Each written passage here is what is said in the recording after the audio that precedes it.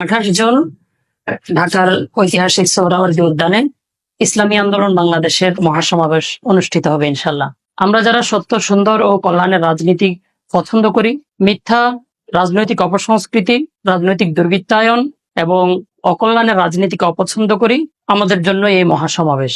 আমরা যারা কায়েমি স্বার্থবাদের রাজনীতিকে অপছন্দ করি, আমরা যারা দীর্ঘ 53 বছর বাংলাদেশের প্রেক্ষাপটে রাজনীতিকে দেখেছি, ইতিহাসকে জেনেছি, বিভিন্ন দল, বিভিন্ন সংগঠন দ্বারা আমরা নিষ্পেষিত হয়েছি, তাদের মুক্তির জন্য এই মহাসমাবেশ। ইসলামী আন্দোলন বাংলাদেশের মুহতারাম আমির মুফতি সৈয়দ মোহাম্মদ রেজাউল করিম পীর সাহেব চরমোনাই আমাদেরকে ঢাকায় ডেকেছেন।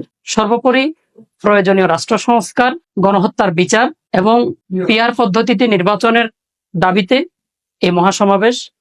সুতরাং আপনিও আসুন, আপনার বন্ধু, পরিচিতজন এবং যারা সংস্কারের পক্ষে, দেশের পক্ষে, ইসলাম, দেশ এবং মানবতার পক্ষে, তাদেরকেও ঢাকায় নিয়ে আসুন।